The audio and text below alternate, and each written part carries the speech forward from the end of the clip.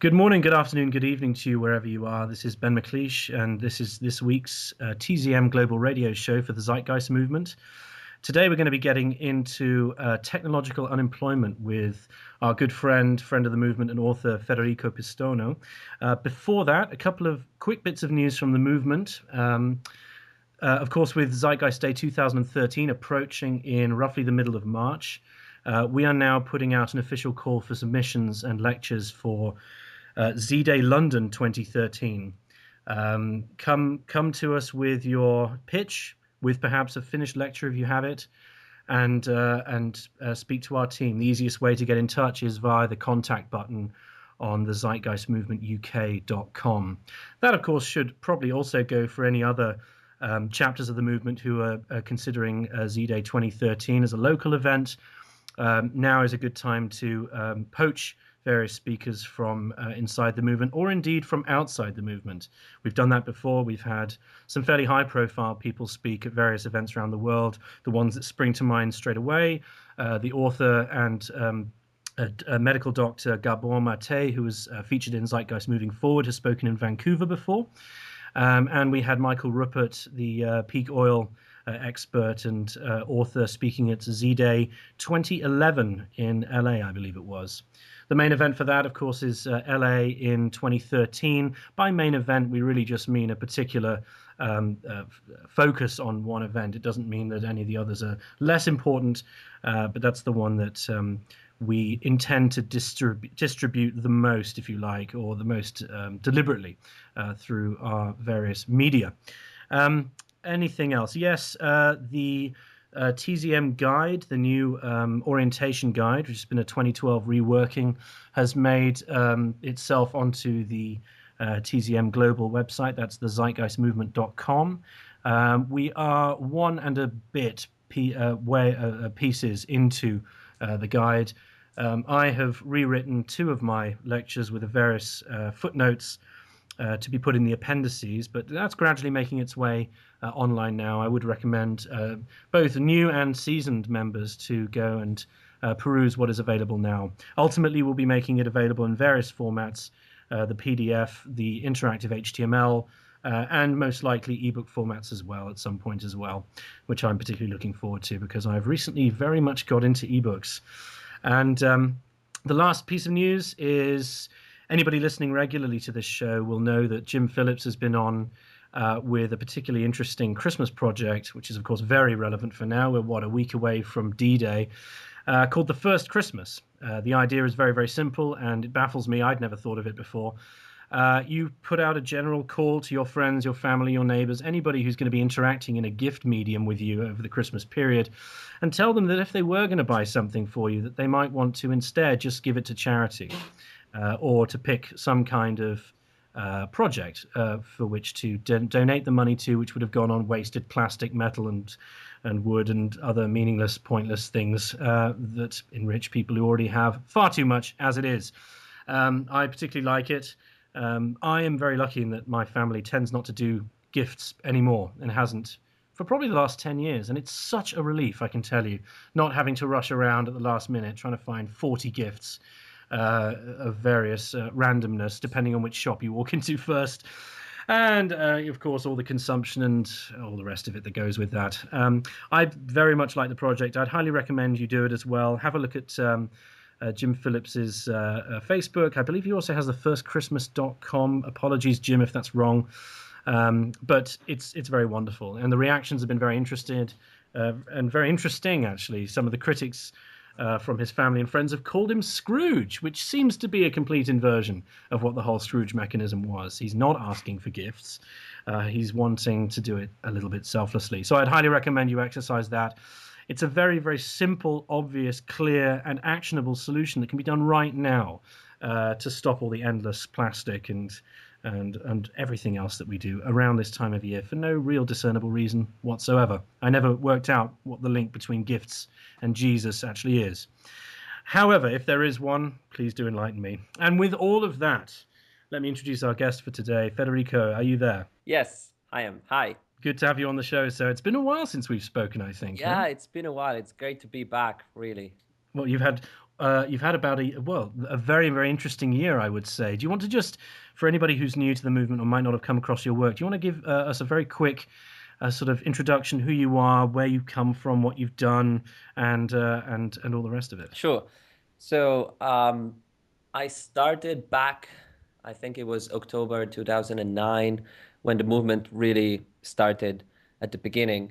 I was advised by a few friends to start the Zeitgeist Movement in Italy, which is where I'm originally from, since there was nobody really taking action and doing anything other than sharing the video, which was fine, but doing something more concrete always require a little bit more, put yourself in the game and be exposed to all sorts of critics and people going against you for no reason. But when you learn and you understand the importance of the message, you kind of try and make yourself less relevant. Like your ego has to decrease proportionally. The more impact you want to have, the more positive impact you want to have. I think the more you have to decrease the amount of ego you have. So that means you start the chapter as I did, and you don't put your name on every piece of document you translate or you make, and every time there is an argument, you kind of like, okay, let's talk this over. Let's not, escalate in violence, and because that's what always happens with large movements. Lots of people, they try to get into these ego fights, and you try to keep it simple and keep it focused on the mission, which is to spread a positive message about how the future can be. And so I did. I started the movement in Italy. I was helped, of course, by wonderful people who joined in. And I was coordinator for about 2.5 years, during which time I also helped with I created the Zeitgeist Movement blog together with other people, which is now, going really well. We have editors, proofreaders. We have TZM interviews, which is a really nice format where we interview people who are, thinkers and forward thinkers about the future. We had Mark Boyle, Jason Silva, and we have a list of other people who will be joining us in this kind of format. And if you have any suggestions to any of you listening, if you know somebody who will be worth listening to, but we might know of them, tell us. Go to blog.thezeitgeistmovement.com. There is a contact form, a submit, and just let us know. So I coordinated the Italian chapter for 2.5 years. Then of course, I was helping also internationally with yourself, Peter, Jim, and all the others who are doing extraordinary work. And last year, it was about October of 2011, I decided that I wanted to kind of step back from coordination. And well, for two reasons. One, the movement in Italy was too much on my shoulders, and I didn't think that was healthy for the community itself, because we are a leaderless movement that promotes a holographic principle, and so it was time for the community to be really a community.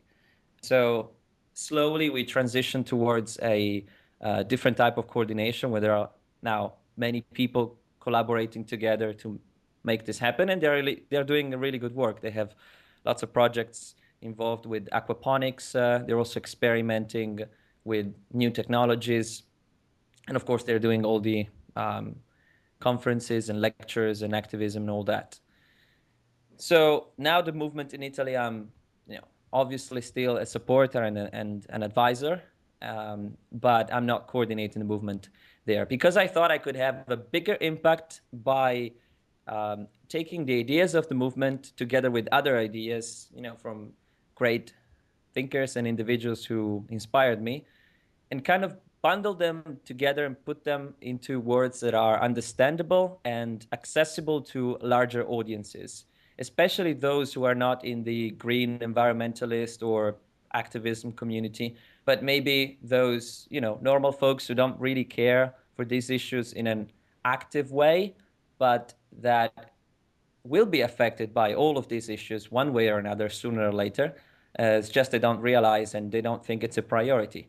And so I thought of conveying a message through a specific theme, which I identified as technological unemployment, to be a essential focus of interest for society.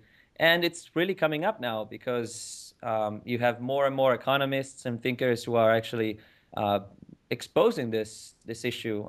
Just a couple of days ago, Paul Krugman, uh, Nobel Prize for Economics and editor for the New York Times, he wrote a long article called, what was it called exactly? I want to say robots and robber barons, where the American economists. Sounds like a promising title. Yes. So yeah, it says the American economy is still, but most measures deeply depressed. But corporate profits are record high. How is that possible? It's simple. Profits have surged as a share of national income, while wages and other labor compensation are down. The pie isn't growing the way it should, but capital is doing fine by grabbing an ever larger slice at labor's expense, meaning robots are doing the work, less people are employed, but profits are increasing, which is what we are seeing everywhere along the spectrum. So it seems like this crazy idea that we guys had a few years back isn't so crazy after all. And so I spent the last year dedicating my time, first part time, and then I decided to finally quit my job and dedicate myself full time to the spreading of these issues. And I wrote the book called Robots Will Steal Your Job, but That's Okay. And the book isn't only about um, robots taking over and doing our jobs and the economy collapsing and all of that. But it's about really a different way of living and how to live happy and with purpose, and how we could go about doing that.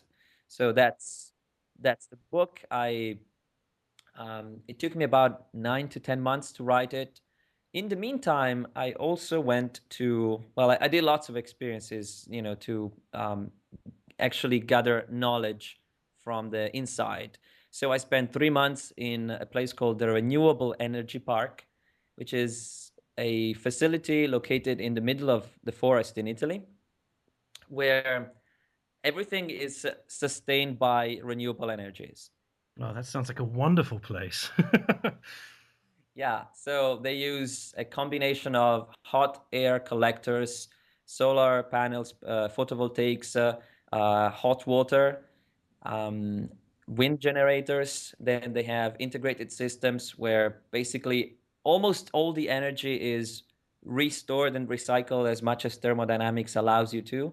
So the excess heat is retrapped in the system and then given back into the larger system. So it's really a wonderful example of how we can use technology to create a fully sustaining facility where you actually have a good standard of living, because it's a hotel. You can actually go there and spend a few nights and have the same quality as a hotel, a four-star hotel would give you. How big is this place? Sorry, what? How big is this place? About 900 square meters, and it can host about 29 people at most to sleep there. Actually, but I also do courses, and um, they work a lot with children. So every other day we had 50 to 60 7-year old, screaming by and just wandering around and looking at all the renewable energies and technologies to capture and store and harness these energies. Wow, sounds fantastic.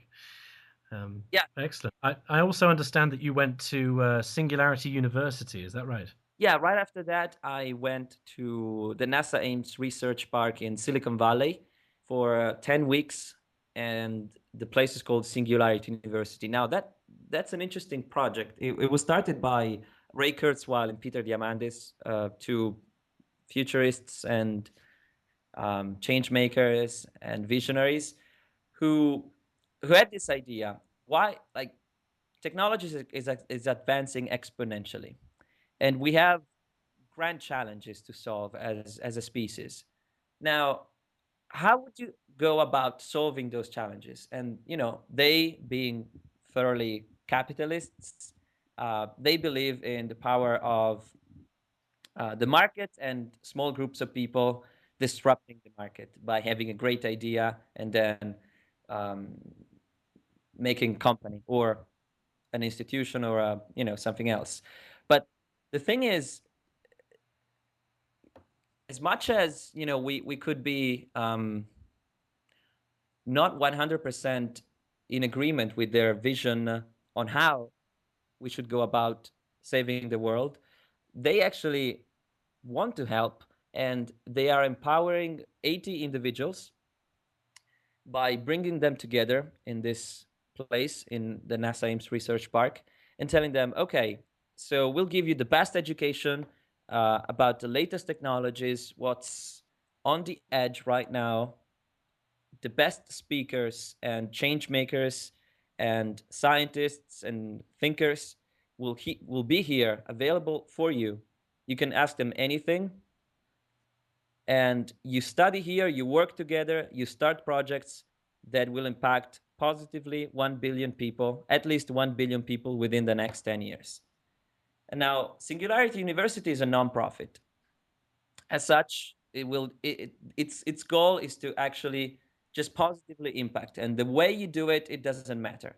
So you could be starting a nonprofit, you could be starting a benefit corporation, you could be lobbying the government for or you could be starting a company where you have your product and you have humanitarian reasons, but you make a profit. It doesn't matter. What matters is the impact for them. And so that's the idea behind Singularity University. Sounds like a fantastic place. I'm aware of Ray Kurzweil, and I think a lot of members of the movement would be, as the man who's really, I think, popularized and explained what exponential growth really does in terms of technology. And he was certainly the guy who first made me realize that technology very much is an extension of the processes of nature in complexity. Things like genetic algorithms allowing species explosions and the various developments of tools, physically tools. Our bodies are tools in a sense, aren't they? So I mean, it's fantastic, and I'm very jealous of you that you have met him as well. So that's something that's still on my list. So let's delve into it then. Why don't we explain, or let you explain, for the average listener who may not care yet, or somebody who has not come across this particular topic, what is technological unemployment? So technological unemployment is the trend through which automation, that is artificial intelligence, robots, machines, displaces human labor faster than what the economy can hope to remediate. That means that for every 100 jobs it takes away from the economy, only a few new jobs are being created. So if I take away 100 and I create 2, that's 98 job loss, which is not going back in any way. So when critics of technological employment say, but technology never displaces human labor, it just creates a new opportunity. And that's been true in the past because we had time to adjust. And so we created new sectors and new types of jobs. But now the things are starting to get a little different, because if you put, for instance, very simple thing, if you put together all the jobs created by the app making industry, so Android, the Android market, the Apple market for applications on your mobiles, there are about 500 to 600,000 developers. All right, now you know how many people have been displaced by the applications created by those developers? Well, nobody knows the exact number because it's very hard to calculate, but you can talk millions, several millions, and only 500,000 jobs were created. So those existing jobs that are being displaced in the millions, we're talking traditional software authoring, programs being written that you would have normally bought off the shelf in a big square box. Is that what we're talking about? No, most developers have been shifted towards app development. I'm talking about if you make an app that creates a connection between you and someone else, and you don't need an intermediary anymore. So, for instance, one very simple example is car sharing and carpooling. They are displacing many people who've been driving for a living, or um, companies that provide you these packages for travel, and you go, you and that's been displaced by intelligent algorithms and by applications of people just matching them together, and giving them advices on where to go, which hotel is the best. TripAdvisor has displaced more works than it created. So you have all these types of jobs that have been around for 50, 60, maybe 100 years, that now suddenly they disappear in the course of 5 to 10. And in time, you only create a small new percentage of new jobs in comparison with the ones you just took out. And the difference between now and the past is the sheer speed at which this is happening. Because if in the past it took you 50 years to displace an entire, to displace an entire type of occupation, an entire sector, well, you had 50 years to create a new sectors. So you had the physical time to adjust. Now, what's happening is the time it takes to displace a type of job is being reduced from 50 to 20, and then to 10, and to 5, and to 2. And at the same time, in 2 to 5 years, it's really hard to create a new sector and have people who are flexible enough to adjust to these changes. So, as an example, there is a shortage of programmers today. So, there are not enough good programmers for companies to hire. And interesting. I had not, do you know what? I had not thought about apps displacing people like travel agents and stuff, even though I had that in my head for a while, that even travel websites, Expedia and all the rest of it, which of course are owned by Microsoft, was having that effect. But I'd never really properly computed the very obvious fact that mobile interactions, of course, by definition, don't require a third party, because the third party is the phone. Yeah. So that's interesting. I mean, there's a couple of other areas where this is happening quite remarkably. I mean, in terms of just exchange economics, I can totally understand that. Things like automated cashiers that we see at supermarkets is like a favorite thing to point out, because it's so visible. You see it. There's this big machine where a person used to be. The same thing with DVD vending machines, or indeed vending machines of all kinds. In fact, that's a section of your book I found very, very interesting. Do you want to just talk about how vending machines are portrayed and used in Japan, for example? Yeah, sure. So in Japan, what we call vending machines here, that just sell you maybe a couple of snacks and drinks. In Japan, they sell pretty much anything. They are, in fact, some some sorts of robots, even though they are very primitive. They're called Jito Hanbaiki, and Jito means automatic, and Hanbai is vending, and Ki is machine. They make these kind of compound words. So it's a machine that that sells you things automatically. And they sell just about anything, not just newspapers, snacks, and drinks, but they sell books, DVDs, condoms, ice creams, hot instant noodles, like not the noodles and you take out and you make yourself. They actually make it, and you take it and you eat it right away, as much as a McDonald's would do here in the US. But the difference is there's nobody involved, no human involved in the process. They sell you rice, porno magazine, glasses, boiled eggs, umbrellas, neckties, sneakers, vegetables, iPods, even live lobsters. Now, this is kind of funny. It's amazing. Wow. And even Buddhist prayer bed.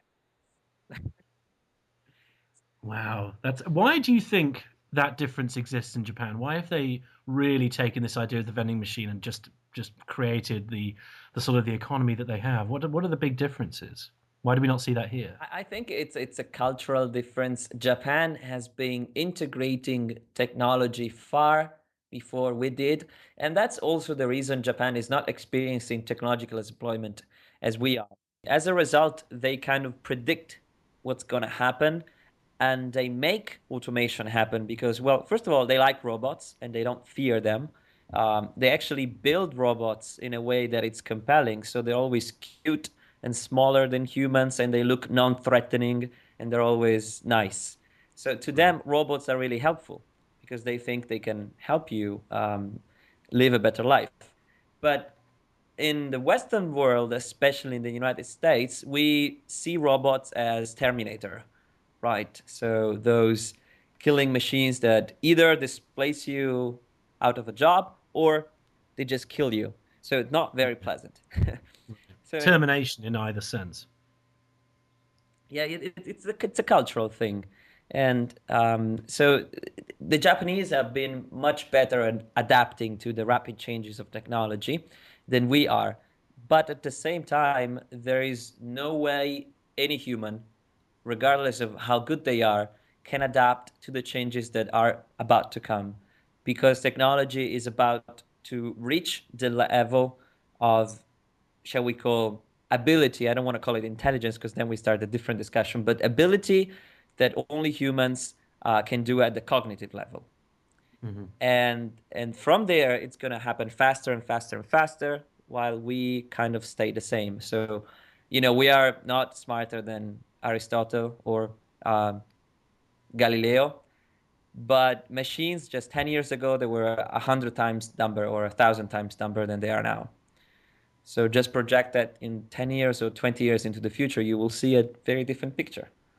Yeah, so the doubling of like you say, ability of robots. Just before we move on to some of the examples of what we can automate now that might be quite astounding to people, it is interesting to see what a culture fears in general, isn't it? I mean, I was just thinking as you were talking about Terminator, the Western fear is of robots and of machines, and they're always given glowing red eyes, which of course are practically quite useless for even a killing machine. Of course, what is it the Japanese fear? Well, Godzilla is the big thing that has made it into the airwaves, and of course that's not a machine, is it? So it's that I wonder if that has something to do with their general attitude towards technology. Of course, Godzilla's been around for a very long time.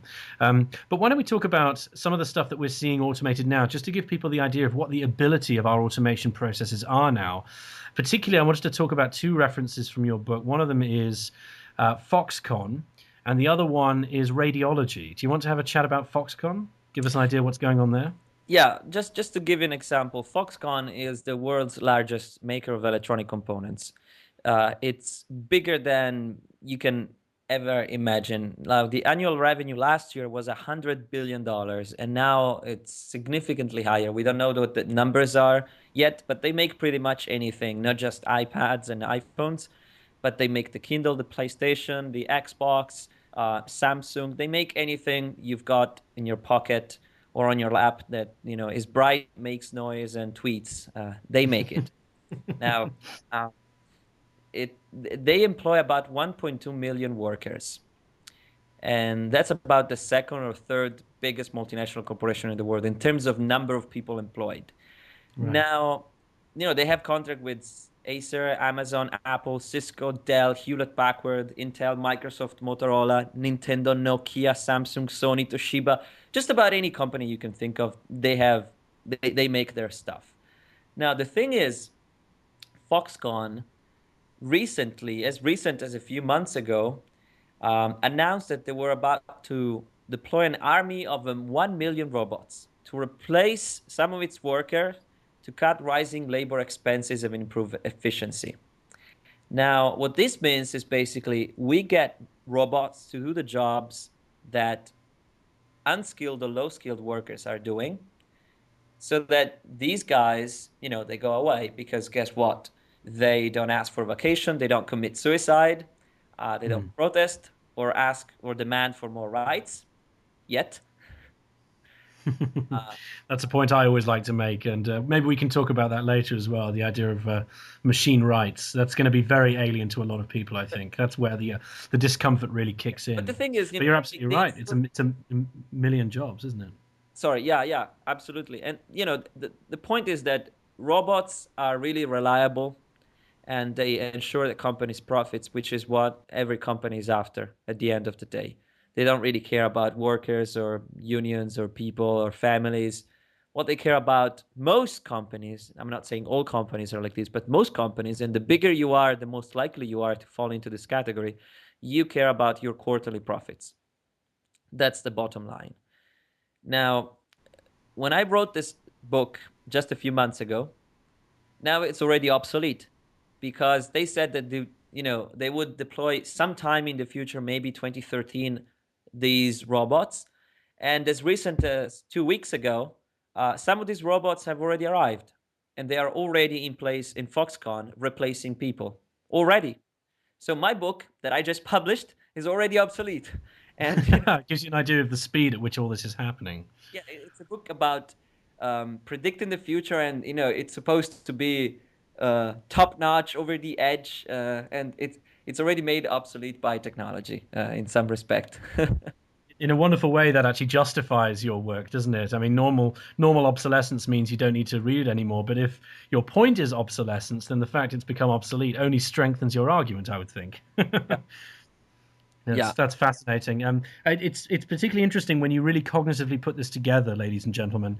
We now have robots creating robots that replace jobs, right? So your iPhone, which has robbed various industries and has, let's say, replaced various industries, and the need for employment is now not even being created by other workers, but is also being automated as well. That's particularly interesting in its cumulative fashion, I would think. Yeah, and the interesting fact is that every company is following, obviously, because when you increase efficiency, which means you increase productivity, which means you use less people to do the same amount of work, or you use the same number of people to do more work. And the only way to do that is to use machines, because you can't squeeze too much out of the people. Like, they already squeezed them, they already squeezed the juice of life out of them way more than they should. So the only way is to use machines. And now that they are increasing their productivity, every other company, to stay afloat, to be competitive in the market, guess what? They have to automate as well. So Canon is going fully automated very soon, maybe as soon as 2013, the biggest manufacturer of cameras in the world. Speaking about cameras, I gave the example during my talk at TEDx Vienna of Is it Kodak? the largest. It had 90% market share in the US in 1979. By 1984, they were employing 145,000 people. They were the biggest in the world in terms of the photography. And then 2012, they filed for bankruptcy when they had a negative $1 billion in net worth. Wow. And the same, you had 3 orders of magnitude less. Instead of 145,000, you only had 13 employees in a digital photography company called Instagram, which was sold, ironically, by $1 billion to Facebook. Right. Now, that's even more ironic because digital photography, which is what displaced Kodak, was invented by Kodak. 1979, they came out with a 0.01 megapixel digital camera. It was as big as not really a refrigerator, but as a microwave, and it made something as big as a postage stamp. So they said, oh, this is a toy. Right. Now, if you count exponential growth, 30 years later, you have cameras that are, definition comparable, if not even higher than the best analog that you can ever make. And of course, with thousands of advantages, which is why every company now is going digital or is already digital. Or if they're not, they've been essentially made as obsolete as Kodak. So, I mean, the danger of ignoring this is very, very obvious then. I mean, on one side, we have vast increases in productivity, vast improvements in the technology and the service that they offer. But of course, at the same time, the sort of the destruction of the market capitalism that we have means that we would actually have no way of really using this in ways that would be sort of life efficient, if you like. Yeah, and the biggest revolution is only starting. It's about to come with 3D printing, which now looks like a toy again, just like the 0.01 megapixel digital camera looked like a toy. And that changed the whole photography industry. Well, 3D printing is going to change every industry, not just manufacturing, which is what people associated with, but mostly anything. with 3D printing, you can print organs, you can print teeth, eyes, um, hearts, valves and cartilages. You can print circuit boards and iPhones in a few years. So you can print food, you can print anything. I mean, just think of the Star Trek replicator. That's coming in less than 25 years. This is something that I've noticed that is actually fairly not understood at the moment, is what 3D printing actually is. So at the moment, what we can see with things like the printer bot, which made a big impact on Kickstarter, are these very strange, almost They do look like printers that have what is it? Heads that can essentially push out melted plastics, or in some cases they can do it with metals, as far as I understand now. And it essentially goes around very much like you see the assembly of circuit boards, and slowly, sort of level by level, print out this three-dimensional shape. And I mean, I've seen interlocking toys and all kinds of stuff that you can create in your own home rather than buy it from a shop, and all that kind of stuff. So this is going to be the realization of these products, and the fact they're getting so much cheaper. I mean, you can get a decent one for 250 euros for at home. And I mean, some of the more large scale industrial ones, of course, go for like 7 to 10 grand. But those are being advertised in trade magazines now as well. So it really is on the way now, isn't it? Yes, And it it's is on very the way. interesting that you, yeah. Sorry, go ahead. No, I was going to say, it was just interesting that you started by talking about how in the future we're going to be printing organs, or in fact that it's already doable, because that also brings me on, sort of, we can add this to the 3D printing argument, is the sort of outsourcing of medical intelligence as well, not just medical sort of hardware, if you like, and in terms of sort of organ donation and so on. But I mean, radiology is being automated as well, isn't it? So how do you see those two areas sort of impacting the medical profession? Yeah, this is already been happening. On one side, you have things like radiology, which is basically looking at some patterns on a two-dimensional sheet of, mm, you know, well, it's not paper, but you basically look at it's image processing. It's pattern recognition and image processing. It's really simple. Algorithms are doing it as good as radiologists are, in some cases much better. They can recognize tumors. They can, their false positives are less than the average radiologist does. So and they only get better and better with time.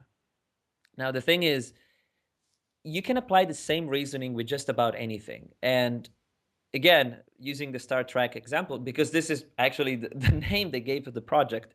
The X Prize Foundation, started by Peter Diamandis, has given a $10 million prize for the team that can create a device or an app for a device to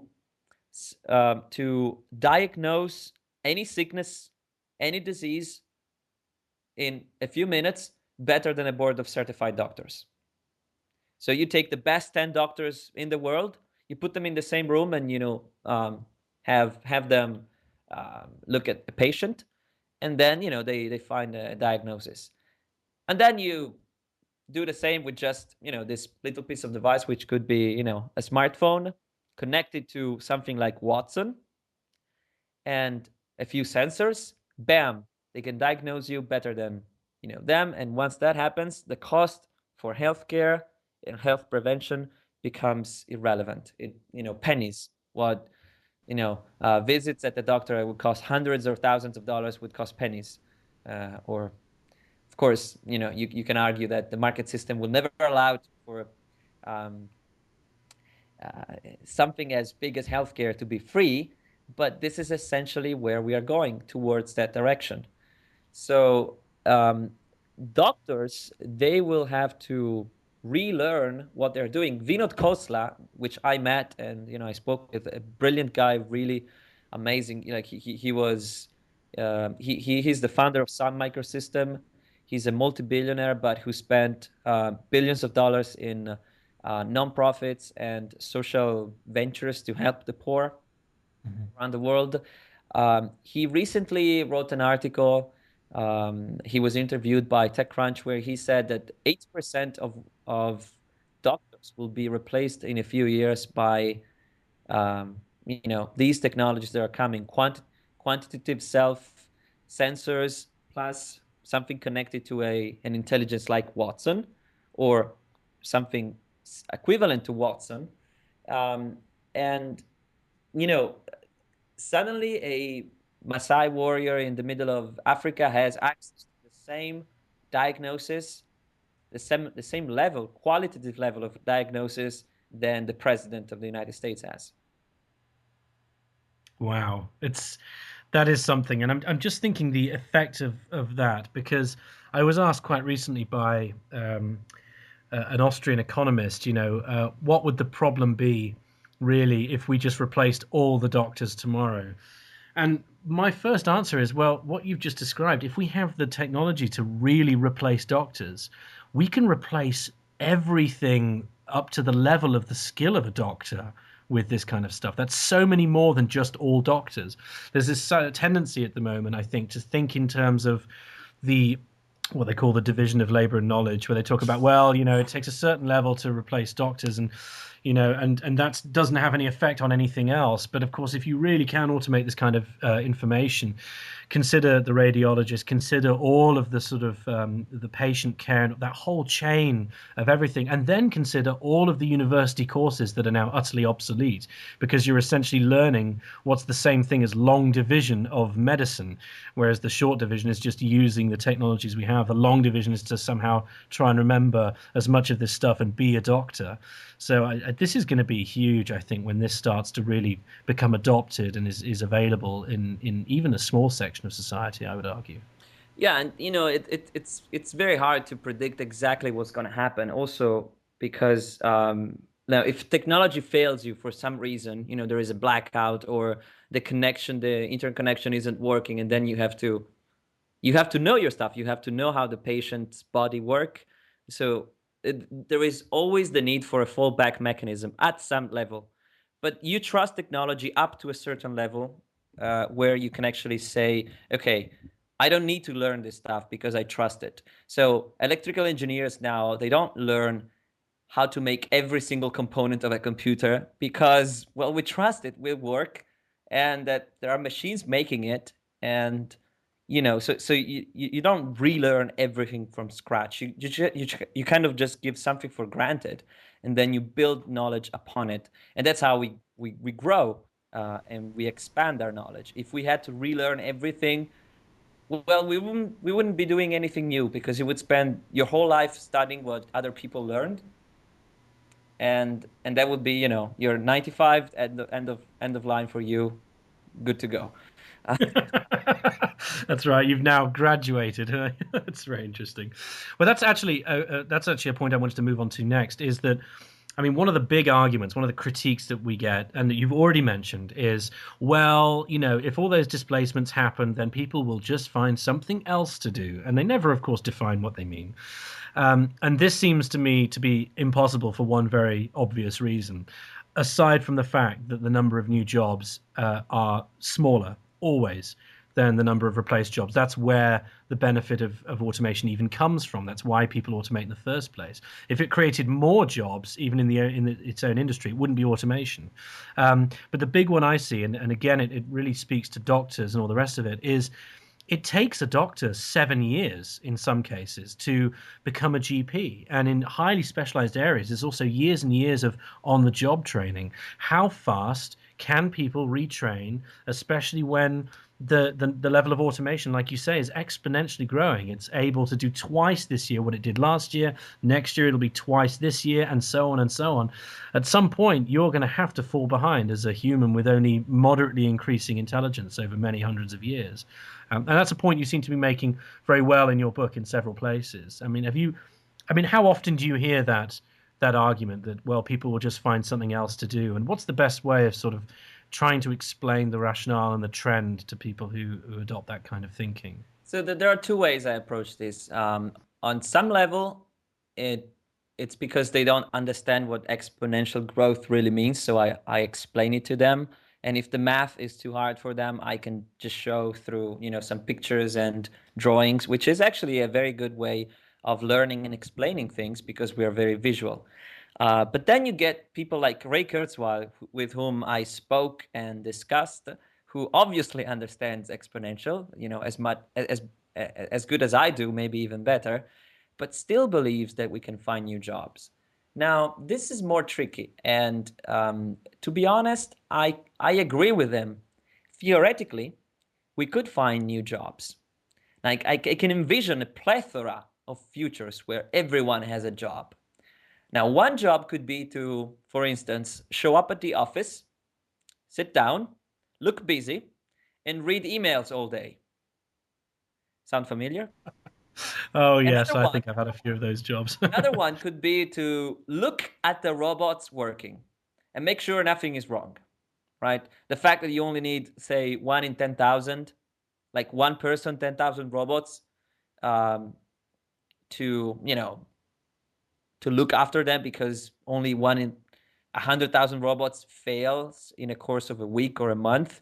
A supervisor per facility would suffice. It doesn't matter.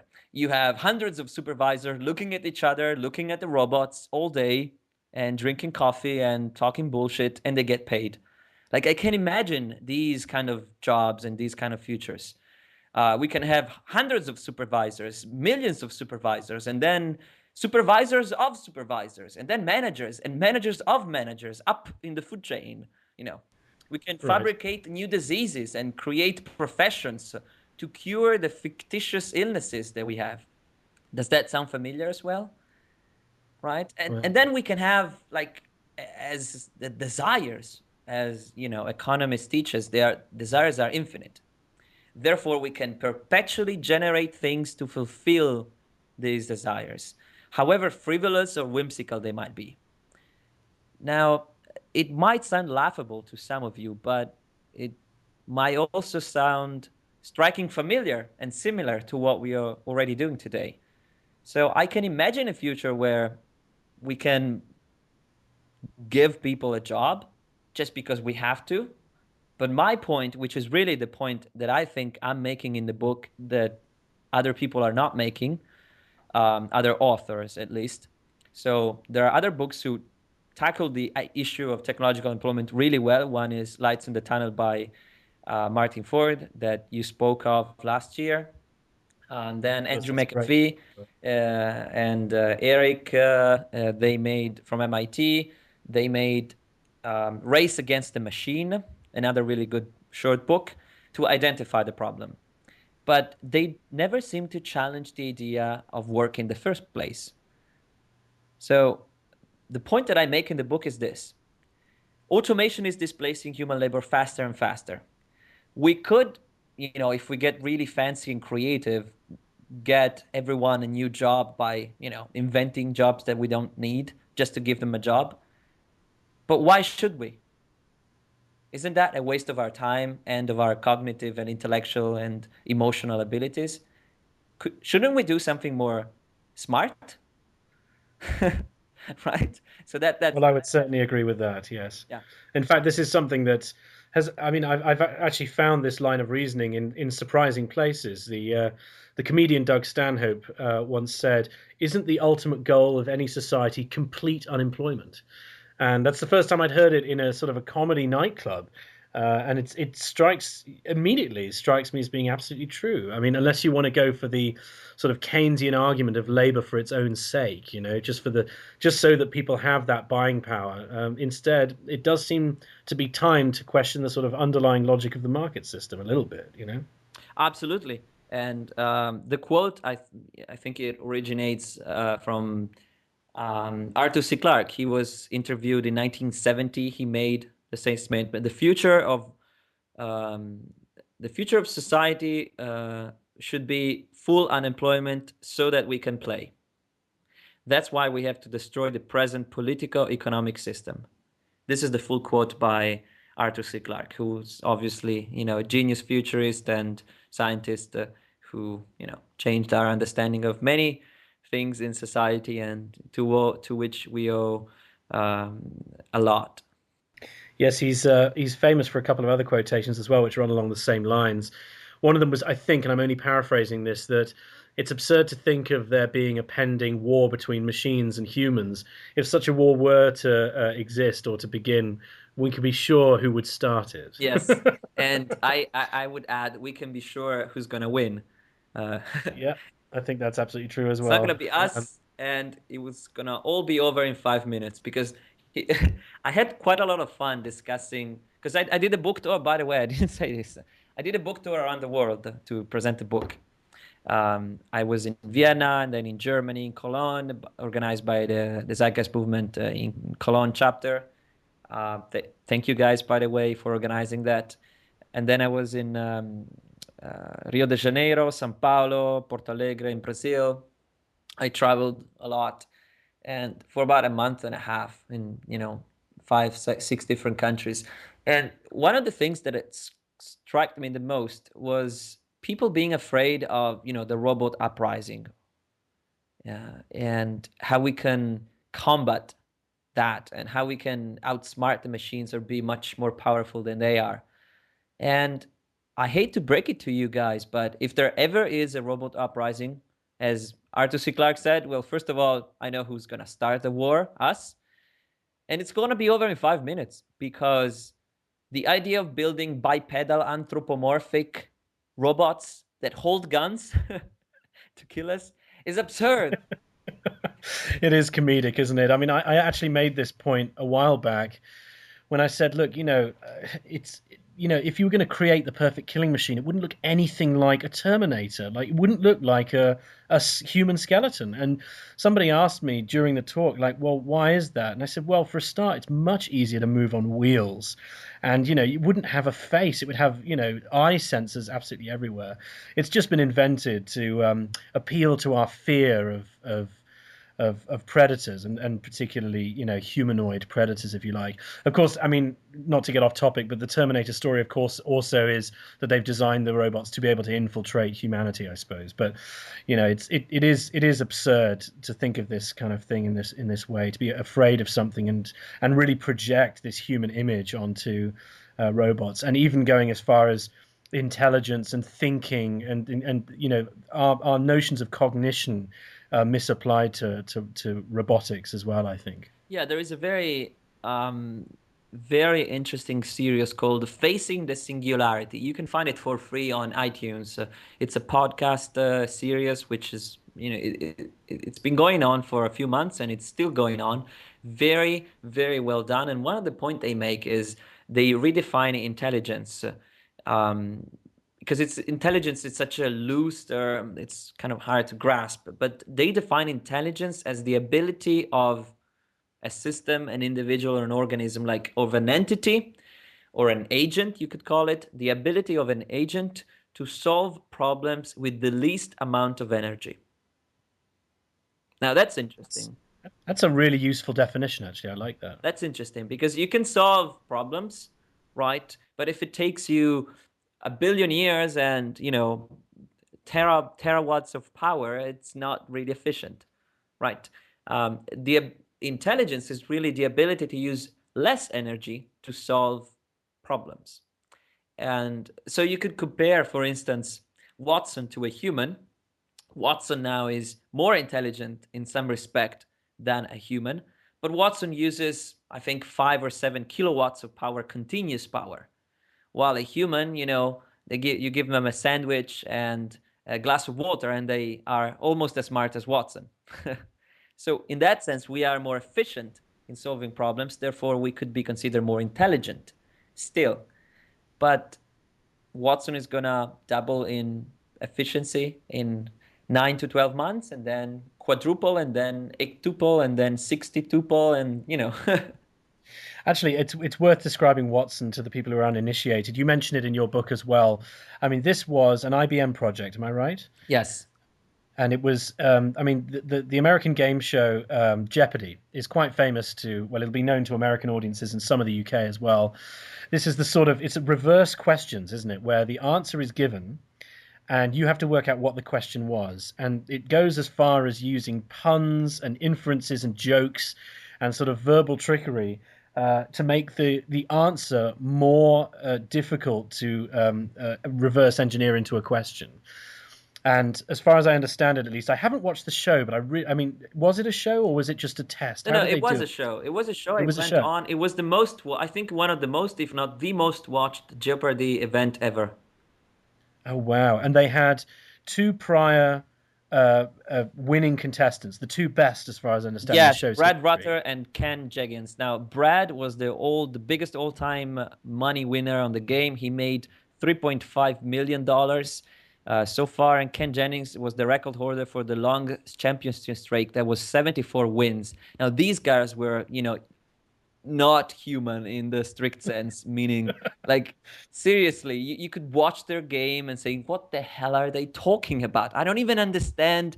Like, you couldn't even process what the question was after they solved the riddle, and they were already doing the next one, and you were like, whoa, wait a second, I gotta go back. I'm going to have to pull this up on YouTube. I have to see it because I heard about it and I was like, that's amazing. But essentially, I mean, Watson has been trained to make, linguistic inferences, a little bit like Siri can as well. And we'll talk about Siri in just a moment. And it had been fed essentially what, all of Wikipedia and various other sources, all the news sources. That was what it was essentially. Yeah, in total there were 200 million pages, but Watson was not connected to the internet during the competition because, according to the rules of Jeopardy, only what's stored in your brain capacity or, your storage unit. So you couldn't be connected to the internet. So they saved offline 200 million pages coming from Wikipedia and blogs and the National Academy of Arts and the Congress, all of that, feeding into Watson's intelligence. And Watson is actually not one algorithm or one intelligence, but it's an ecosystem of modules, each one performing very complex tasks, which could be considered an intelligence on its own. So, Amazing. And then it makes a probabilistic inference based on all the available data to come up with certain number of results and then put a percentage of how likely is that result going to be the right question or the right answer, depending on which way you look at it. And it will give a percentage, like this has a 94% probability of being the right answer. And this one only 12%, and this 5%, and so on and so forth. And that's maybe not exactly, but similar to the way we work. Like the modules themselves work in a different way, but it's hierarchical in nature, which is how our brains work. And it makes a prediction based on probability, which is what we do. That's the reason, like, we don't get surprised every time we see a table, because we have an idea of what a table should look like. So we don't like get scared every time we see a table, because we would, since it was not that table that we saw, it was another table. We would be like, oh, what the fuck is this? Yeah, this is one of my favorite ways of explaining cultural norms. Is I mean, you might have seen this show. There was a show back in the early 2000s that tracked Amish people visiting New York City, and they were surprised at everything they saw. They didn't know what escalators were, and of course, I mean, we might even all have grandmothers that still call them the devil's stairs and things like that. But of course, you get used to stuff, don't you? Your algorithms kick in and you normalize a particular experience or set of interactions, and you start to compartmentalize them into different versions. So, for example, if you got into a Schindler elevator tomorrow, and then you get into an Otis elevator, you would still understand they're both elevators, and that you're not going to be thrown off by a sticker on the wall or something like that. So, yeah, I like the idea of yelling "what the fuck" at a table, though. That's one of my favorites, I think. Yeah, and that's That's also great. So, sorry. yeah, That's also an evolutionary mechanism, because we are prone to be surprised and scared of new things, and that's why that's one of the bases of racism. It was an evolutionary advantage. If you were too open at the beginning, our ancestral history, to anything new, you would die because it's poisonous, because it's gonna kill you, because it's gonna eat you, or whatever. But now that we don't have predators at every street corner looking to eat us, it's not really a good way to go about your life. that's interesting. And of course, that was the downfall of the dodo, wasn't it? This was essentially an animal that lived in an environment where it didn't have predators, so it never needed that instinct, and so therefore, of course, it just got murdered as soon as anybody turned up and wanted to eat it, or dogs wanted to hunt it, because it didn't run. Yep. So that's a good point. I've never put that together. That's interesting. Very good. Now, a critique that has come up for technological unemployment, which I think we should have a look at, in my opinion, not a very major one, but it's one of the first points in your book, is I, for example, before the show, found one of the many bits of news propaganda about jobs in the US, and the headline is something like this: US unemployment dropped to 7.8%. I think this was in October of this year, because of the creation of something like 100,000 jobs in that month of September. And so it's very hard to see how automation is going to damage anything, because look, we created 100,000 jobs in September. You must have come across this. In fact, do you mind if I read the section of your book where you talk about this? In July 2011, the US government released a report showing that 117,000 new jobs had been created that month. And the New York Times featured a promising headline: US posts stronger solid growth in July. But behind this veil of false hope, there lay a hidden and ugly truth. A growth of 117,000 jobs was not enough even to make up for the population growth, about 130,000 people every month, let alone make a dent on the 12.3 million jobs lost during the 2008-2009 recession. Later in the article, we discover a few more things.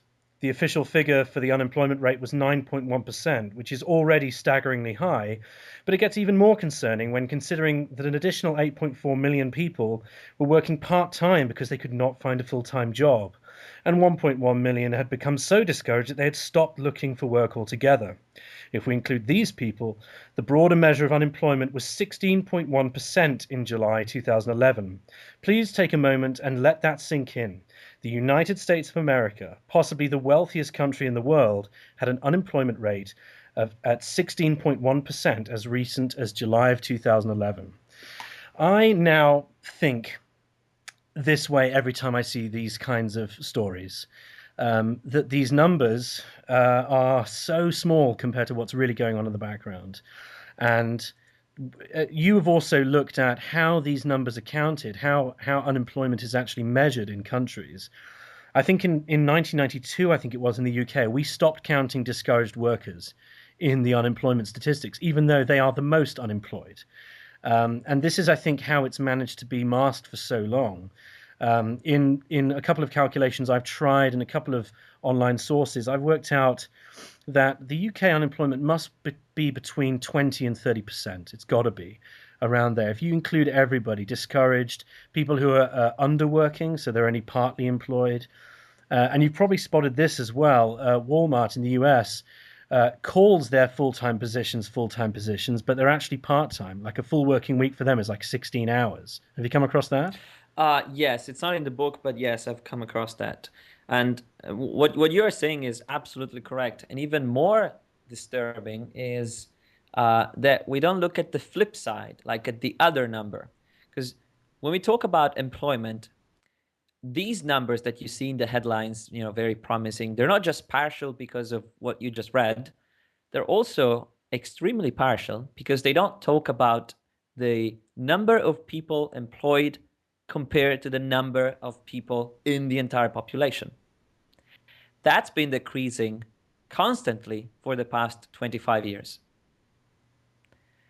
In 2000, United States, total population 281 million people, employed 136.8 million. That's 48.6% of the population. 2010, you had employed 139 million people. That's almost 3 million people more than in 2000, but the population was 308 million.7. Now that's 45% of the population which is actually employed, working, doing something. So less than half of all the people in society are working. Now you might say, oh, a lot of children. Yes, a few are children, but many more people are just getting older and older. And those are not like, if you had even a 35% of the population that was employed. But you had 40% of the people are, under the age of 18. That's perfect, because you can just wait a few years and they will be part of the economy as we call it today. But it's not happening. So what's happening now is that a smaller percentage of people have to lay on their shoulders all the pensions that people that come out of a job need to receive. Now that's unsustainable, and we see it in every country where the standards of living is going higher, and the people, like the number of children per family is less than 2. Like Italy, Spain, even Germany, Japan, and soon every industrialized country will follow the same path, because that's just what happens sociologically. You make less children as your standard of living goes up. Now, fewer and fewer people sustaining more and more old and elderly people. That's not going to work unless you introduce some sort of socialism, which that's the only way we can describe it. Yes, absolutely. Yeah, no, I know what you mean. Absolutely, the permanent welfare state, the biggest government one could imagine. Yeah. Yeah, and I've been asked many times about the minimum wage, like the how do they call it? It's Oh, yes, I know what you mean. Basic income, was it guaranteed income, something like that? Universal basic income, is it that? basic income. Now, I don't know if you want to spend a few minutes talking about that, but I think it's a big issue because lots of people have this thought in their mind. Yes, please do. That's a good idea. Let's muse on it. Yeah. So, I first was very intrigued by this idea of basic income because, after all you're doing is basically saying, look, you don't have to worry about your education, your food, your living. You just live because it's your right to life, and you can spend a certain amount of money however you like it. Now, well, this might sound good in certain contexts, like this is what happens in certain places in Northern Europe, like in Sweden. You can get, I think, 1,000 or 1,500 euros, which is like $2,000 per month, without doing anything. You just get it. If you file for unemployment, you get that money. That's not a problem. Now, imagine what a society would do without a shift in culture and consciousness and in perspective if you just gave them the money. Now, think about for a second. Since yesterday, you were a slit throat, capitalist, competitive, hyper competitive person who believed that, if you don't deserve anything you don't make, you don't earn for yourself, right? The sweat of your brow, sweat of your forehead, whatever. Then tomorrow somebody tells you, oh, guess what? You don't have to work anymore. Here's $2,000. Do whatever you want. What do you think is going to happen? Something good? It's a huge shift, isn't it? You're changing the reward, but not changing, like you say, the value of competition. And very interesting, you mentioned the sweat of your brow. Of course, we know where that phrase comes from. It's from the opening passages of the Bible, and it's listed as a punishment for the transgression of earning knowledge in the Garden of Eden, which I always find very entertaining because it's used by conservative economists without, I think, the real cognition of where they're drawing that from as a punishment. So yeah, it's a good point, isn't it? It's similar in France too, I think, where you are guaranteed at least for a year 75% of your prior job's earnings if you're unemployed. It makes for some very strange and very, I think, destabilizing elements in society if you don't really progress enough. One thing I would say that I think is a real problem with universal basic income or equal money system or whatever you want to call it, and I asked this of Ben Dyson from the positive money. I asked him about his thoughts on it, and he said exactly what I thought had been the problem, but I wanted to ask somebody who was more versed than me.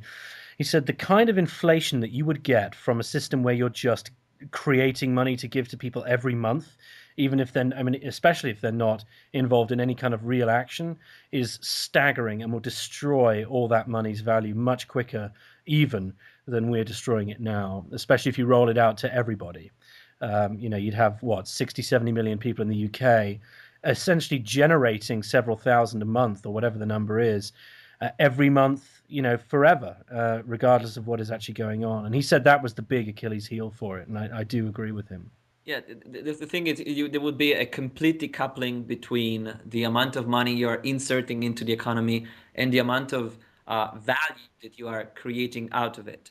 So, well, I'm not qualified to answer the specific question about inflation. It makes sense on an intuitive level, but what I can comment on is what I actually researched, which is, does it make people happier? It's a big chunk of my book. About a third of my book is about happiness. So would people just be happy if they had, the same income, but without have going to work? Maybe it's not really work that matters, but what it represents, which is access to a good house, to medical care, to vacations with their family, movie with friends. What if all those things were just provided for? Would everyone just be happy? And so after months of thorough research, the resounding answer is no. Now, you do not expect that because we kind of talk about access all the time in Zeitgeist Movement. And, maybe you thought I was going to say if you gave people enough money or access to what they needed, they wouldn't have to worry about petty little things and could finally concentrate on what really matters in their life. And that would make them happier, supposedly. Now, it turns out that if you just give people money, that's not enough. It's because we know from statistics that people with full unemployment benefits were reportedly less happy than those who were employed with otherwise similar characteristics. So you were controlling for the variables. Now, it's like I give you $1,000 and you work 8 hours a day. And then I give you $1,000 and you don't work. Statistically, you're going to be happier if you work. That's kind of counterintuitive. But unemployment does play such a big role in our daily life in terms of happiness and life satisfaction. And it's really hard to dismiss it with just a few sentences. So there was a groundbreaking study of Britain. Clark and Oswald summarize it in this way. Joblessness depressed well-being more than any other single characteristic, including important negative ones such as divorce and separation. Now, think about that for a second. More than divorce and separation. I mean, is being employed such a powerful force in determining our general well-being? Well, it turns out that in this kind of society, it is because there are many factors contributing to it. And one of them is status, because we compare ourselves to others. And if you are just receiving money but you're not working, you will feel the peer pressure of being inferior to others, right? But because they will not see the value that you are creating with your life. On the other hand, if we had a different culture where the value you're creating is not defined by the kind of job you do, but the things like but how many people have you actually helped, or how many projects that had a good impact on society have you participated on, then you would have a whole different mindset. So these studies, they are correct in the frame of reference in which they are, but I think it's very partial because they are, this is the status quo. This is the way we think about society and status and importance and meaning. And with these characteristics, then not having a job is detrimental. And basic income without changing the general culture would be disastrous for society at many different levels. On the economic level, as you mentioned, And also on the social level, because you would have millions of people depressed if you just changed that single variable. You need to change many other variables.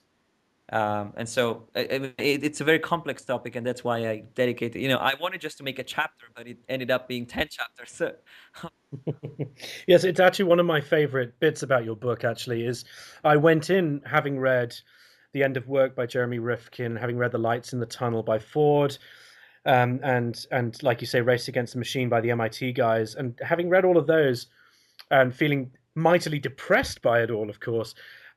It was very nice to come to your book, which has a very positive tone to it, actually, even when you're describing the bad stuff. And then to see so much was made of the science of happiness, the influences of happiness, the different societal implications and the effects of it, the fact that jobs are a social thing most of the time as well, and then also to see that you offer quite a lot of different and varied solutions for how to progress from here. And I thought maybe we could start talking about those, because I'd imagine at this point that people listening are yelling, "Okay, so what do we do?" Which is, of course, a wonderful moment to get to. One of the bits that I really enjoyed about your book was the particular focus, not just on the sort of the mechanisms and the and what is a consequence of technological unemployment, but also the solutions that you offer. And you offer quite a few, starting, I think, at chapter 18. And so why don't we talk about like some of the ideas that you've sketched up there as sort of short-term solutions, and then maybe we can move on to medium and long-term solutions after that as well. Does that sound like a good idea? lovely. All right. So I think um, finding and defining a plan for making your life better in the future is quite complex, and it takes quite a bit of effort to research for yourself what the actual plan for you will be like. Because this is a book that offers advices, but it's not a self-help book the way lots of books. I actually have a part in which I kind of make some ironic statements about those self-help idiocy books. I actually laughed quite hard at those because I thought for a moment that you were being serious. I was like, because you talk about the what is it, the law of positive attraction. You said Yeah, all you have to do is envision being a billionaire, and then it'll happen. Don't worry. and quantum Yeah, mechanics or something. that's right. So these are advice guidelines. This is a kind of a collection of things that make sense because I researched them and I actually tried them myself. So um, these are some of the things you can do today um, and maybe in a few years to kind of live in a different way. And the underlying mechanism is you reduce your dependence on money. By doing that, you allow yourself to be emancipated from the shackles of that the system kind of puts you on, where you depend less on multinational corporations, on governments, and you rely more on the things that you can provide for yourself and your friends and your community, which are just as important, if not more important. So it's a vision of a future that can be very practical, um, and that you can start building tomorrow. So the idea is you need less, but you live more, because let's suppose you make £4,000 a month, and that's quite a lot of money. So most people would consider you rich, but you actually spend £5,000 a month. So by every standard, you're quite poor because you're miserable. But if you only need, say, £500 and you make 700, well, you're doing quite well. And how would you go about, needing £500 a month instead of 5,000? Well, one of the things you can do is you can start by looking for solutions in every conceivable way. And the best way to do that is to educate yourself into what's possible. And there you will find that there are ways of producing food organically, locally, with just a tiny amount of labor. Like seriously, you can have a garden in your backyard. Even a small garden can reduce your food bill up to $2,000 a year. Now, that's not a lot of money, but you start from somewhere. And also, having a garden is a social activity that you do with your family, with your friends. So it's a time to bond, to do some physical activity outdoors. It's good, it's healthy, and you you actually enjoy that time. It's not like you're working an hour every day in the garden, and that's painful and oh so terrible. I would never want to do it. You're actually having fun if you approach it in the right way, especially if you're doing it with your family, if you have kids, and then you can exchange fruits and vegetables with your neighbors. Maybe you've never seen your neighbor, even though you lived there for 25 years. That would be a good excuse to say, hey neighbor, would you like some apples? Yes, absolutely. And then you just go with everything you need, which is food, water, shelter, energy, and you just make it more and more for yourself as much as you can. Now it's almost a no-brainer to not create energy by yourself using some sort of renewable energy. You could use solar photovoltaics for electricity, hot water collectors, hot air, which is not being advertised and almost nobody uses it, but it's the most efficient technology ever invented to heat your house. You are heating the air itself instead of heating another medium, which then heats the air. And almost nobody uses it. It's amazing. I discovered this while I was at the Renewable Energy Park. And hot air collectors, they have a payback time of about 3 to 6 months, and then it's free energy for the rest of your life, even more. That's amazing. Where that's actually new to me as well. What's the best place where people can sort of get familiar with that particular technology? So if you search hot air collectors, you can find a few retailers in very remote places like Turkey, and um, there are a couple of German companies making them. Um, and so, they make it, and obviously they're out of market because they make it very expensive. But you can make it for as little as $50, a hot air collector yourself. And I was actually doing workshops where I was teaching children how to make them, and we would build them, with scrap metals and tin cans that we found on the garbage, and those were creating half a kilowatt of power equivalent in terms of heat energy. And then they would go home to their parents, and the children, the 7-year-old and 9-year-old children, would teach their parents how to make them, which was quite astonishing because the children, they understand in 5 minutes, and the parents, it would take hours to make them understand. So, but you search hot air collectors and you will find all the materials that you need. um, I suggest you make them yourself just for fun. Of course, you can also buy them. There are some companies providing that.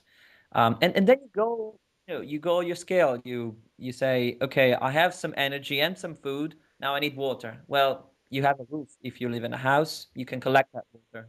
You can filter it down. There are very efficient ways of doing that require very little energy.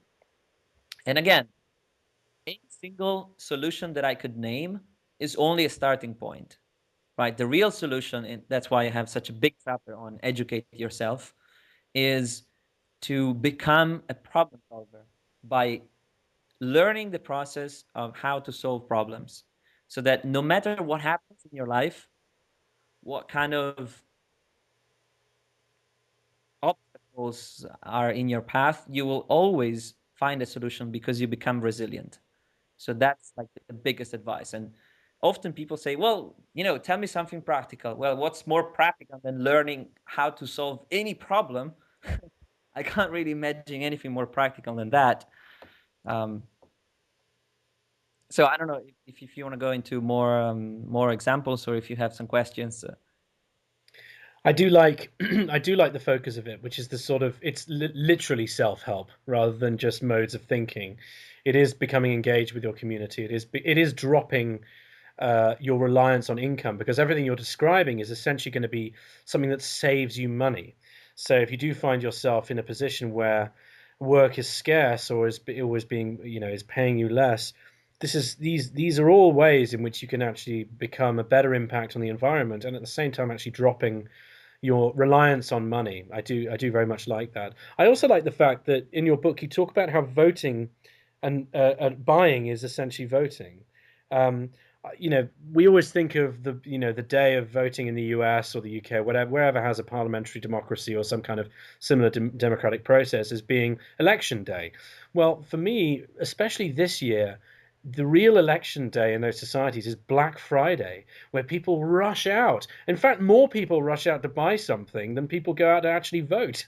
And you're just going and buying a load of stuff. And as you do that, you're voting for the existence of that waffle iron maker or whatever crazy plastic thing you're buying. So I found that to be extremely useful, is deliberately consciously buying stuff like in a way that really is sensible. I mean, I think the example you give in your book is do you really need that 20th pair of jeans? What about the other 19? In fact, do you need them as well? And just really sort of reevaluating your consumption. I think it actually dovetails very nicely with the way that the unemployment mechanisms that you describe will affect people and will affect their communities. And so to strengthen those communities seems like a very sensible idea. And I also like the fact that, I mean, consider this, and you will have considered this. I mean, this is really for our listeners. The book you wrote, and I've received it in seconds after you sent it, because I got it as a Kindle download, as an ebook. But you essentially crowdsourced the funding of writing this book online, didn't you? So this I think deserves some thinking about as well, the way that we can crowdsource and folk source sort of solutions for anything, not even just writing books, but there are people, like I said before, the 3D printer guy for Printerbot, launched his company via crowdsourcing, cutting out all the middlemen. Appealing directly to would-be consumers rather than trying to appeal to a consumer base after you've created a product you hope will be popular. Yes, absolutely.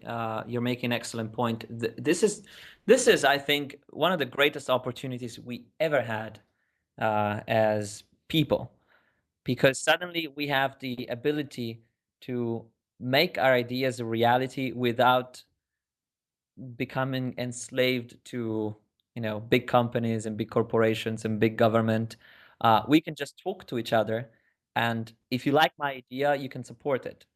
And lots of these projects are open source. This book itself is released under Creative Commons.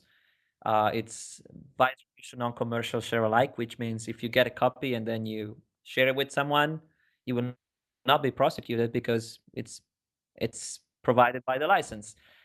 And in addition, I will be making the book as a free download in a few months. Actually, I was thinking in just a few weeks to be releasing every chapter, like one chapter per week, starting from the first chapter, free outline for people to read. So it's kind of a journey that people start with, and they're like every week, oh, there's a new chapter, and there's a new chapter, and they're like kind of eager to learn more, and it kind of generates interest. Tell me, where will you actually be posting those? It will be on robotswillstealyourjob.com, the website. Fantastic. And I presume you'll have email updates for the next chapter. Once people have signed up, they'll get the alerts and all the rest of it. Yeah, and at the end of the process, when the whole thing is done, I will also upload a complete free PDF for people to download. And I have to involve the Pirate Bay and the Creative Commons community to kind of have the biggest impact so that these ideas can be spread. In the end, I'm kind of right now almost getting back in parity with the expenses I had, because I never intended to make money out of this book because it's not really generating revenue so far. It's really about the ideas, and that's also the reason I'll be making it free in a very short time. No, that's fantastic news. I'm sure that the listeners are very, very interested in that. I personally, I think I'll have almost every version of the book, including the physical copy. Should we tell them what your dedication message to me is? That I can just say this. Well, I had different supporters during the Indiegogo campaign, and those who gave a substantial sum of money, which Ben was one of them. They had the right to ask for a hardcover with a message of their choice. So whatever they asked, I had to write it and sign it, regardless of what was being asked. Maybe they could have asked, Federico, you're an asshole, and I should have written, Federico. But you had the best message of all time, I think. What was it? Yeah, let me see if I can find it, because you just sent me a photo of this right before we went online. Here it is. So the message that Federico will send to me, and prospective authors beware. It says, "Dear Ben, look, if I sign this for you, will you finally leave me the fuck alone? Jesus, seriously. Next time it's a restraining order. Yours, not really, Federico Pistono." And I'm quite proud. I'm looking forward to that. I want that in my bookshelf. I will show that to people, and they will then probably slowly inch away from me. But it's some good value to that, I think. It was well worth supporting the project. Overall, you met your project's goal pretty quickly, didn't you? Which makes me think that the world and the general creator community is well beyond ready for this. I mean, that was Indiegogo that you used, wasn't it? And I recently read a very interesting sum up by Kickstarter with the 10 favorite projects of 2012, and it's just amazing what people have done. In fact, there was recently, because you were on TEDx Vienna, there was another TEDx with a lady who was discussing the portrayal of women in video games, and she started a Kickstarter project to get funding to sort of make a series of videos to very calmly and intelligently explain, the effect of the portrayal of female characters in video games.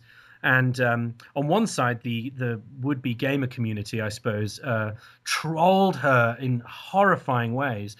But the wonderful thing is the retroaction of that, the sort of kick effect of that, was that she raised something like 15 or 25 times what she was looking for, and made the project even bigger. So I mean, this is really getting to an audience now. We're able to fund each other, I think, in ways that are much more beneficial than getting a bank loan. It's becoming decentralized in that way, and I think that probably employment's going to go the same direction as well. Yeah, and it's interesting that everything seems to converge towards collaboration, trust and reciprocity, empathy, and group minds, which is, democratizing knowledge and relationships and power, therefore. So we are moving towards that society. This kind of open source world is finally becoming a reality. But on the other hand, there is, the old world kicking in. And so they're trying to put DRM into 3D printers so that they can't print specific parts or things. So when you try to print, parts of your car or a circuit board, it says, not approved by the Federal Bureau of Investigation, or the whatever manufacturer association, or the FDA, or so they are building these things now with DRM inside. They are trying to kick back with their nonsensical and whimsical patent laws and what they call intellectual property, which is a loose term which doesn't mean anything. I suggest you read the article by Richard Stallman on intellectual property, a mirage. But the idea is that we could have almost at equal probabilities two very different futures. One where things go horribly wrong and we don't really make it, and one where things go marvelously wrong. Yes, Richard Stallman, of course, one of the great open source heroes, along with Linus Torvalds, I think it was, wasn't it? They sort of kickstarted the Linux generation, which is, I mean, look at the effects that's had. It's sort of invisible to most people, but so many corporations in the world run on Linux now. And I mean, even things like Apache Solar, you'll know about. Web servers. The amount of websites you visit that are being served up by free server software is just a staggering thing. It's fantastic. Well, listen, Federico, it's been very interesting and very, very fun having you on the show. And I do recommend the book to anybody. Look out for the free PDF if you can't buy it. Buy it if you want to. I certainly did. It was well worth the go, and I think you've really you've managed to hit the right register as well, which seems to have been what your project was really about, was making this intelligible to the average Joe like myself, who doesn't have technical knowledge the way you do, and may not have thought about this kind of thing before, or has shrugged it off and said, well, we've always replaced the job, so that'll always be true. I think you've done a very good job, man, and thank you very much. We hope to have you on again soon, sir. Thank you, Ben, so much. I will be back also because even though I'm not coordinating anymore, I'm still collaborating and helping out with the movement. And I think this is part of social therapy, as we call it. And you might be interested to know that I almost finished writing my next book. Oh, really? What's it going to be? It's a short story. It's a science fiction story called, not coincidentally, A Tale of Two Futures. Oh, very nice. Very good. Well, we'll be looking forward to that. When do you reckon do you have a timeline for that yet? Yeah, I'd like to publish it within the next 3 months. Oh, great. So very soon. All right. Well, I'll be looking out for that one, certainly. Yeah. So it's a normal day in life of, a random person in the future where things have gone terribly wrong, and the normal day in life of a person, average person, in which the things have gone terribly right. Interesting. Oh, well, I'm sure we'll all look forward to that. And I'll be listening to Blog Talk for your next appearance. So that sounds great. Well, thank you very much, Federico. And thank you, everyone, for listening. And we'll be back next week.